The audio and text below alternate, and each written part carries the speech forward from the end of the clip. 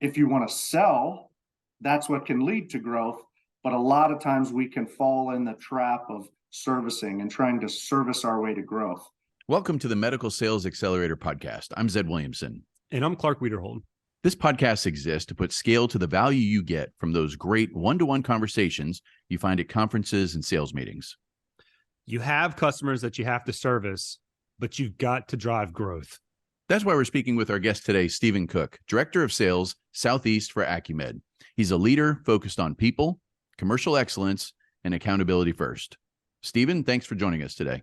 Gentlemen, really appreciate you having me. Really excited to be here and love many of the topics you guys cover on your podcasts. Appreciate it. So, Stephen, you've seen a lot, you've done a lot, you've had success and worked with teams that have driven a lot of growth. I know this is a topic that's close to your heart. And what I'm referring to is the fact that in device sales, reps are charged with doing a lot of things all at once, as opposed to SaaS, where software as a service, where a lot of sales forces are segmented in their responsibility. You're really charged with certain, prospecting, being that business development rep, driving through and closing, interest into business, as well as servicing and being that quote unquote product engineer in the field. So where do you find the rub between sales and service, and why is this topic important to you? Those are topics I can talk about forever, but three key words that really stuck out to me there, right? Service, you mentioned, sales, of course, because we are in a selling environment, and growth. Those three words have much bigger meanings than sometimes we think about. Everything we do here is about growth. If you want to be in this space, that's what it's about. And that doesn't just mean sales growth, right? Even though that is what we're charged with. And one of the big things, if you want to sell, that's what can lead to growth. But a lot of times we can fall in the trap of servicing and trying to service our way to growth. And make no mistake, service is hugely important and one of the most important aspects, especially in the medical field, because it's patients first. Yet you can't get in that trap of only servicing and not selling. So that's a fine balance I've found. There's the challenge that I think comes up a lot is we have to service, and then service can make us actually feel good because we're doing quote unquote work. There was in a prior life, I managed a group of salespeople that had clients, and they were charged with servicing those clients and getting new ones. And there were salespeople who felt really good about visiting all their clients that they already have. And it was like, yeah, good day of work today. I went by, dropped off some food or said hi, shook some hands. It's like, no, that doesn't get it done. Do you come across that where people get into the service role too much and they fall out of the habit of actually driving growth? Man, I don't think you could hit a nail any more square on a head, right? And it's not a negative piece. It can easily happen. It can easily happen to all of us if we're not willing to admit we didn't do that. Even if for a small time in our careers, we're probably not being honest with ourselves. But when you really look at it from outside of it and realize that all of that is motion and it's not action, it doesn't truly drive whatever you're trying to achieve to a next step. And those who maybe, I don't want to say debate or don't believe it, and they think, well, that is the job. Well, that's where you start what I consider the downward slide of growth, right? You can find yourself in the friend zone, so to speak. Once you get in that friend zone, it's hard to get out, right? I've had a lot of doctors back when I was a rep and more frontline that as soon as I became such good friends with them, I found it hard to ever sell to them again. Yeah. You feel awkward about it at that point, right? You do. Because you find you lose a little conviction and what it is you're trying to sell. Partly too, because I think the word sell has gotten such a negative connotation over the years. Agreed. And I believe that only becomes true in people who are not aiming to be a true sales professional, and they're just in it for the sales, right? The sell now and be done. If you're selling and believing what you're selling in, that service piece is why it is important. You do have to service and you stand behind what you do.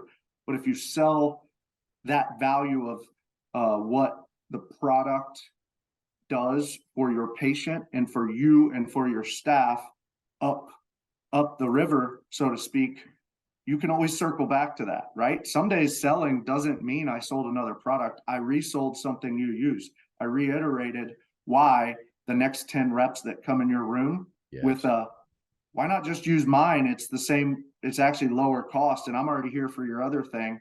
We want to make sure they know what separates the product for their patient. We want them to regurgitate it. And if you're not telling them, they're forgetting, because they get 20 of us every day, either knocking on their clinic, trying to sneak in their OR, or sending them messages. It's amazing how often I think all people in these roles make the mistake that we're in a vacuum. We think we're in this vacuum, and that our customer's waiting for us to show up, present what we're going to do, and then we leave, and then it's permanently in stone that they're our customer and nothing else happens outside of that 5-minute or 10-minute interaction. And I love what you say there, because you have to be reigniting the belief in your product or service to that customer all the time, because they are getting bombarded.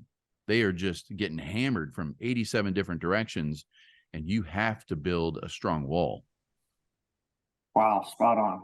Absolutely. If you're not talking about your product, they're not seeking you out. There's only been a couple, maybe 3 products in my career across all industries where I got a number of people reaching out to me saying, I want to use your product. And even then, if I didn't react, take action, and go take care of it, they weren't going to just do it without us taking the bull by the horns. And I say me, I mean teams a lot of times, and all the hard work that happens from those on the front line. But it's very rare people are seeking you out. So what are you doing even when you have that hot product? So if you imagine that across thousands, if not millions of product, if you're not the brand, if you're not singing it from the heavens of how great it is, they're not hearing it.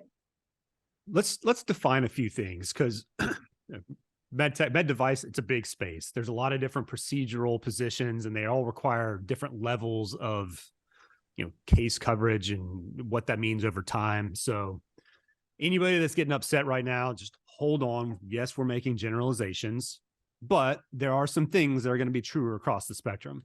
But so Stephen, from your vantage point and your experience, when you're talking about service, line out some of the things that looks like. Service in a good way, or service in what we're alluding to where you can fall into a trap? I am so glad you made that distinction, because I was heading there next. Let's start with service in a good way. Great. Yeah, obviously you have to be available, and we all understand that. You have to be willing to be the calm head and face the fire when when the temperature in the room is rising. You have to be the cool air, so to speak. I think that's what delineates people. And that doesn't just mean to your customer, that means internally. Because if you treat everyone as your customer, right, your customer service team, your product management team internally, nobody does anything alone, period, right? If you realize you're a team and it's not what you need to do and treat it as what we need to do, you're going to go a lot further. So service, I think, first starts with being available, making sure you're always trying to set reasonable expectations, and most importantly, say what you're going to do and do what you're going to say, and that's it. And sometimes, don't forget, that means telling someone no. That means telling someone, I know you're asking for that, but that's not possible. And they may even have a quick reaction again, but if you're the cool temperature in the room, you set reasonable expectations. I think so many people are so fearful of saying no and think, if I walk away from one piece of business, that's going to create a cancer into all of my business and I'm going to lose it all. And I challenge people on that all the time, saying, you'll be amazed at sometimes when you fire the wrong business, what you go find in the right business, and then it multiplies over and over. It's amazing the mental suck and the time suck that the wrong customers can take. And I think that's what you're referring to, right? We only have a finite amount of focus and time, all of the different resources that are finite. And so it can be, it's the natural reaction is to hold on to what we have in whatever that is, right? However much impact it makes on your number or not. I have certainly witnessed what you're talking about. Sometimes it was not I didn't necessarily say, no, I don't want it. It went away, but I realized afterwards that business going away actually helped me catapult into much more growth, because I had now a lot more focus and effort, or time that I could put into new efforts. Clark, I think what you just said there, sorry to jump in, there's go a ahead. great distinction too on, I don't want it to sound like a hard line of, no, I'm going away now. But it's, if you're creating the distinction and understanding this is a bad state that I'm in, and what is my desired state, and actually put steps and processes in place to doing it. Maybe saying, I'm going to start planting these seeds, I'm going to start growing this, and this is what I want to replace this with, and not try to please both, because this also has a higher ceiling. It can be done in a very process-oriented manner, to your point, but you have to be able to delineate and understand when something is not good for the brain, right? The heart, the mind, and eventually that growth that we've talked about here. Yeah, a statement that just resonated years and years ago is, you could put this in a lot of contexts, but if you don't run your territory, for all the individual contributors out there, your territory will run you. If you don't run your team will run you, for the managers and the leaders out there, right? And so, yes, there are things out of your control, but you've got to have some intention behind where you're going and what you're looking for in the future. And that sounds like that's what you're referring to. Yes.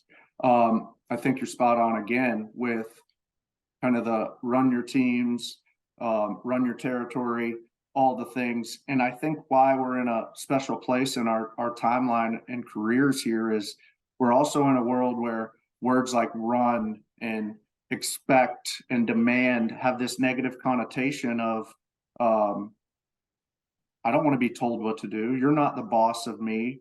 And that's fine. I agree. I don't want to have to use those words, and I do try to steer away from them, but there also has to be, to circle back to that professionalism. If we're all professionals and we're very clear on expectations, I have that from the people that lead me. You know, many people have that, and the greatest leaders are very clear in establishing that. And when you step outside of it, it's kind of, there's a way to kind of say, well, what you're demanding back up is not reasonable. That's not within the context of this team, right? As much as it pains me as a Miami Dolphins fan over the years to think about the New England Patriots, right? And Bill Belichick. And if you do your job and understand what your job is, everybody wins. But that means that you have to do your job. You have to do your job. You have to do your job. I have to do my job. And we all have to understand that sometimes if you don't do your job, it's not, you hurt me, I'm going to help pick you up, right? I'm going to cover for you here. We do need to get better at it moving forward. We have to hold each other accountable. I think that becomes a better desired state of what people want to get to. And it allows us to realize that's how you lead a team. That's how you lead your territory. And you don't let the tail wag the dog, so to speak. I think when people take offense to those words you mentioned, it's honestly the fault of the organization for creating a culture where that person doesn't realize how important they are to the organization. I think that's the only reason that they get ticked off at those words. If they know what piece they play, then they want to be told, hey, here's how you run it. Here, they want to be held accountable. They want to know that what they do matters. And if that's communicated, I think that offense, that goofy thing that drives me nuts when you hear people go like, well, don't tell me that, I should be able to look at social media, 9 hours a day if I want to. Right. That is the culture of the business. And I think what it does is when you create that, you've created a home for people to be that way. And then you're making it nice and snuggly for them to just live in this world of no accountability and, The life just is brought to them. So anyway, other Phenomenally topic, said. Phenomenally said, right? It starts with a culture, you know, and that word, I think it's used a lot at places. And I said something recently to a good friend of mine that's in a pretty big business, not in medical device. And he said, man, that's well said. And I think I told him, I find a lot of the companies that are talking about culture the most and using the word don't have a good culture. but Yet the ones Yeah. who just focus on everything you just said, they have the strongest cultures. So agreed. So let's go back to the service piece, and we talked. You laid out what good service looks like to you, right? And it's a lot of that was just kind of mindset and intention behind what you're doing. What does bad service look like, or what is service that is not going to help you get double-digit growth? Yeah. Right. Let's define bad, because this Amen. is specifically for folks that are in a revenue-driving, growth-oriented role. yeah, you know, probably bad. I know I use that word. That's even strong. It's not that it's bad. It's more that it's service that isn't doing what you said. You know, we're not driving anything. We're Yeah. in motion. We're not in action. Mm. And to really go to that, what falls in that bucket, I think you have to focus on your habits, your tasks, you know, your day to day, actually what you're doing. And one thing I've done at a few companies and starting to try to look at here and really socialize with the teams and get their feedback and buy-in first rather than tell is, well, let's focus on what you do in a day, even as simple as I'm not going to make you fill this out and send it to me, but here are the 10 things that we're going to call one pointers, right? You covered a case. Okay, well, let's dive in there. How long has the doctor been using your product? 3 months? Okay, they're still in that, we'll call it adoption, starting to adopt. They're not truly bought in. Is it 3 to 6 months? Okay, they should be getting there if depending on how many cases and what space you're in, right? Of Sure. course, I know there's always caveats. So like you said earlier, nobody jump up and down. If you only do one case a quarter, that's a little different than if you're doing one case a week. Yep. But it you is. can define your own, but find out what those are, truly define it. And if you find yourself in a given day having gone to 6 cases of someone who's been using your product for a year and can tell you what it does, and really the best topic that came up was who won the game last night or what are you doing this weekend, you're not moving anything further. In fact, you're now on the backslide of that business. Unless you're selling, right? Like we said earlier, maybe you're reselling them on, we've come up with some new techniques with this, and I know you already do it well, but we have a elite course over in this town. Would love to see if you can get there. You moved something forward, re-cemented their buy-in. And then same thing, give yourself your own numbers, right? 5 points for, did I stop by a new surgeon trying to drive something? Did I in-service a staff from one of those doctors who's used it for a year? So when the time comes where I have to choose between 2 things, It's going to happen. I know they can use the product. And Yep. that's what I call, you're starting to scale your business. Yes. But you also have to set the expectation. You have to say it. And if you tell them once, I'm not going to be able to be there, the first time's not going to go well. If you tell them twice, keep reiterating, I'm doubling down on in-servicing your staff. I came by at 4 a.m. to make sure everything was already on your cart, all those things. So then you can grow. That's how you get back into the other side that we were saying that's getting you there. But I would say, again, the side that really gets you in the unscalable and really tough place is when you're doing things that are just motion and not action, and they're not moving anything forward. You have to be able to have the self-awareness to know the difference. You do. In the spot that you're describing, that it can get really comfortable to get in that spot. Really comfortable. It feels like you're doing the right thing. You're not getting your teeth kicked in. You're not getting the challenges that you get. And I say that as if I'm being sarcastic. I've found myself in that rut before, and it's comfortable.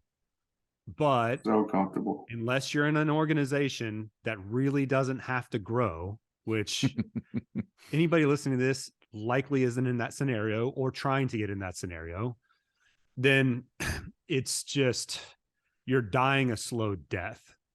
What you described about trying to set yourself up to release yourself from constant case coverage is phenomenal, because that is a really hard soft skill to learn.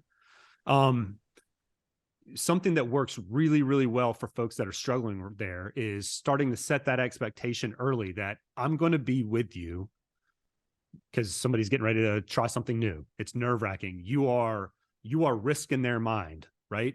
So you're having to bust through all of these things so that they just will take that step. That's the big challenge. I'm going to be with you. I'm going to be with your team as many of these cases as it takes for you guys to be completely comfortable and ready to roll. You and I will make that decision as to when myself or my team will be there together.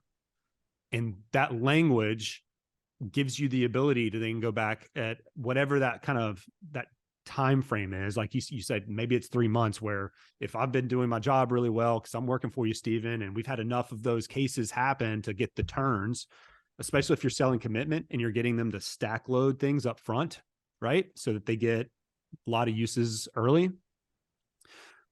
You can then go to them at that time frame and say, hey, I've got a couple of things happening. I've got another new customer that is in the same spot you were 3 months ago. But before I am 100% confident in you and your team's ability to go execute, how do you feel? And I never had anybody tell me, well, rarely did I have anybody ever tell me, I can't do this. But you gave them the confidence that based on what you see after looking at a lot of these cases, they are where they need to be. And that works wonders for just giving them the confidence that you're not going to be there. And they feel like they've kind of paid it forward because you're helping somebody else learn something new. So I would encourage people to start to flex that muscle. I'm curious how you see that work really well in the field with your team. Man, a lot to unpack there, right? A lot to unpack. A lot of great stuff you said there, Clark. I'm going to go back to one of the first things you said of getting your teeth kicked in, right? That's a reality. Yeah. And we know, and we do not discount, even though many frontline sales professionals think some of their leaders up don't realize what they do and they don't appreciate it. And that couldn't be further from the truth. Maybe sometimes we could say it better or express it better. No question, right? We have to take our accountability too. But that said, that's never the case. It's appreciated because there's nothing harder than going into something that's very uncomfortable, which was the next part you said, right? Yeah. But a little shout out to one of my favorite things, right? It got me through the COVID world and when we weren't traveling, right? I really leaned into Peloton, and there's a ride on there and a specific instructor that says over and over, nothing grows in your comfort zone, nothing. So if you embrace that thought, whether it's, I don't like to read, and I went a lot of years without reading after I got done with knowing reading would get the grades I needed. And then I started doing it again. And it's amazing what you take away from a day when you learn one thing or you challenge yourself on one thing. So to your point, I think it all starts right there. Are you challenging yourself? Are you getting outside your comfort zone? Because if you're not, recognize it. And one thing you also said was, hey, we're in a world where growth is growth and it's expected of us and demanded of us. And that's how we're measured. And someone asked me one time, well, is this something that you're basically betting you're willing to kind of sign up for and bet your job on? And in sales, my response to that was, that's what we do every day, isn't it? We have to grow. And yeah. Where I find it becomes really hard, and then we all kind of butt heads a little, is when someone's saying, I can't do anymore, and I'm not growing, and I don't know what to do. I just need more, or I need help. Well, what does that look like? Right. And then there's not an answer for it. So, sure. Come with an idea, come with a plan, because there's also then never and here's what I'm going to do for what I ask from you. And any of the best professionals and even leaders that I've developed that have gone on to develop, I would hope if they ever said anything was, one thing you can be sure with Stephen, you can go to him with something that's frustrating, but you also better bring an idea of how we fix it. And even if we don't agree on how that is, I'm already appreciative that you're thinking, you're not complaining, you're thinking, you're coming up with a solution, not creating a problem.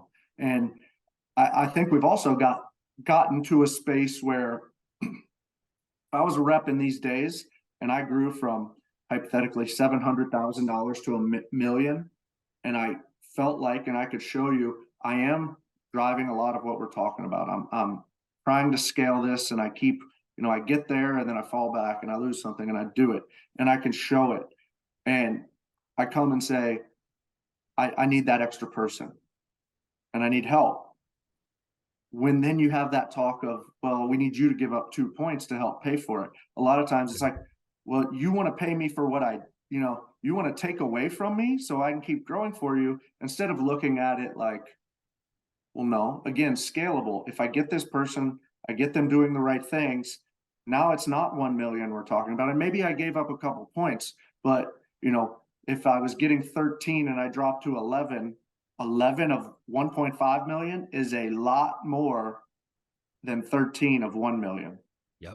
When I did math, right? $165,000 versus $130,000 is a nice raise. And I know that's not everybody's. And some people go, yeah, but, right? The yeah, buts are what kill us all. Yeah, but come with planned ways to break through and get back to growth and get outside your comfort zone. And I don't, if I missed anything there, please remind me, but maybe that hits your questions. It sounds to me like you were also mentioning earlier that everything sort of has a season, right? It's not all, there is no service. You're going to have to cover cases. You're going to have to drive things. But what you were describing was really taking advantage of leveraging, status quo when it's in your favor, right? And reinforcing the incumbent bias, right? That helps you build moats around where you do have business, and it reinforces why the pain of changing to something else and the value of your organization, the things you do in the field, the things that your technology brings to the table, so that you can continue to sell folks that are already part of your business and also might have some expansion opportunity in the future. And that sounds like that's what you were describing earlier versus just being there just to be there. Did I misinterpret what you were going after? No, I think you're right on with kind of the idea of understanding how do you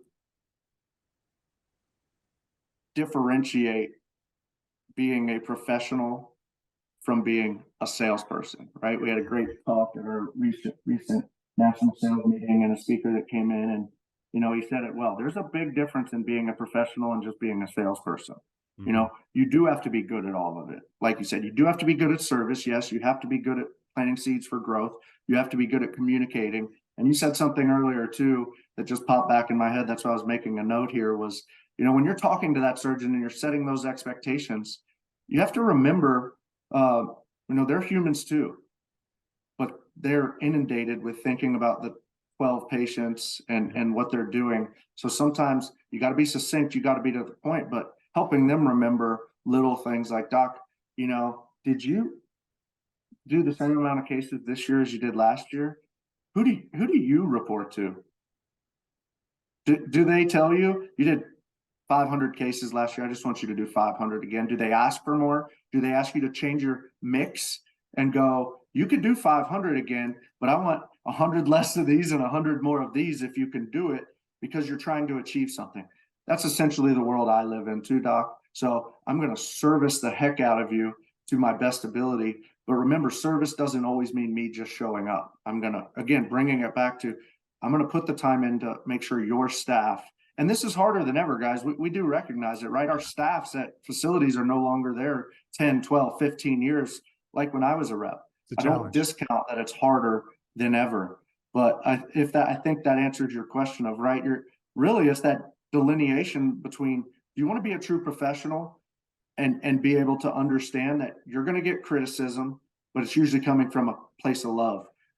You're going to get a lot of heat, but the rewards, right? I mean, medical device, the reason I ended up in as an ex-baseball player, I started out in this world selling copiers, and I wanted to know what the big leagues of sales were. Right. And at least back then it was medical device. I still think it is, outside of a few big companies who went a different route. And, kudos to them. Their companies are so big, the name on the chest does do a lot more than the name on the back. When you're these mid-levels, yeah, we need the name on the back, but we still need it's a combination. And the big guys are able to go, well, we are going to pay less and we're going to put more feet on the street. And that's what you're up against. But first, recognize that's not who I'm up against. I need to change the game a little. The David versus Goliath, right? People always think, wow, David beat Goliath and it's a one-off, once in a generation, amazing story that we all like to talk. I actually look at that story a lot different of a way. Once you really understand what David utilized and his strengths, I'd have been more surprised if David lost, right? He was quick, he was agile, he knew what he was great at, and he knew what Goliath was not good at. So he attacked that way. How are you going to lose when you do that, right? The old Moneyball. We got to stop thinking we're the Yankees in here, because if we do, we're going to lose to the Yankees out there. I love it. I want to reel in a couple ideas that have come out, because I think there's actually a really awesome, actionable, tactical thing that people can walk away with today. You briefly covered the idea of assigning points to tasks, and we talked about discomfort. You don't grow in comfort. We talked about accountability. One of the things that I made a shift personally that helped me was I stopped competing with anyone outside of the world, and I started competing with the Zed from yesterday. And I do that for family, for work, for everything that I care about. I kind of say, okay, what would the better Zed do next time? And it's really helped me. And I think that there's an opportunity to bring your idea of assigning numbers. So I want someone to wrap their head around this, is if you spend your day, write down, grab a piece of paper right now if you can, and write down all the stuff you do and assign minimal numbers to the things that aren't driving growth, and assign bigger numbers to the things that do drive growth. And then grade yesterday, see what your score is. And now see if you can go beat your score. Because what's interesting about the brain is confirmation bias is this massive bias that all humans have. And when you are comfortable, your brain is going to go find the data to justify that you should stay comfortable. So if you only service, and you're busy all day long, and you're not getting your teeth kicked in, and you're living an okay life, confirmation bias is going to tell you, you better not do anything different. You better, don't do that. Stay comfortable. So that's why you create the score, because tomorrow's score should be higher than today's. Am I condensing that idea into an actionable step that makes sense with what you use with your team? Phenomenal. Perfectly said. That's exactly right. And I believe the way you verbalized it, which was very eloquent, great job, was I also hope that takes away what some people resist it as, oh, this is micromanagement. Again, I'm just trying to give you tools so you can see and visualize you versus you, right? Yeah. Right. The greatest speech, one of the great speeches of all time was Matthew McConaughey, that year at the Emmys. And I know he rehearsed it because nobody speaks that good on the spot, right? But, someone asked me, who do I want to be in 5 years? And he went and he thought, and he said, I'm chasing me in 10 years. That's my hero, right? That's who I want to be. They came back to him 10 years later and said, are you your hero? He said, not even close, right?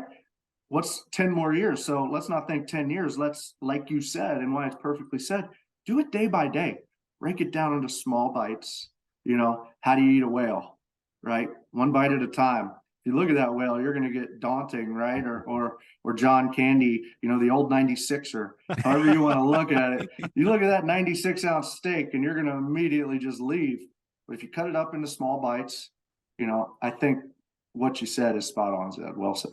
Man, between Matthew McConaughey and John Candy, there are so many movie quotes I want to start throwing out right now. I worked at a movie store when I was a teenager, so nice. I was implanted early. Old VHSs too, so I'm really dating myself. That's Nice. awesome. Well, Stephen, I really appreciate you joining us today. This has been an amazing discussion. If people want to connect with you on LinkedIn, is it okay to put your LinkedIn in the show notes? Absolutely. I always appreciate talking to other professionals and learning from them as well. So please, by all means. Thank you for Wonderful. joining us, Stephen. So if you're out there, I would suggest that you should visit medicalsalesaccelerator.com. The reason to do so is you can download resources that help you with communication with your customers. You can suggest topics or guests for upcoming shows and also see and hear past episodes. If you found value in today's episode, do a few things for me. Subscribe to the podcast, send it to everybody you know, and leave us some stars. We greatly appreciate it. Stephen, thanks again for joining us. Make it a great week, everybody.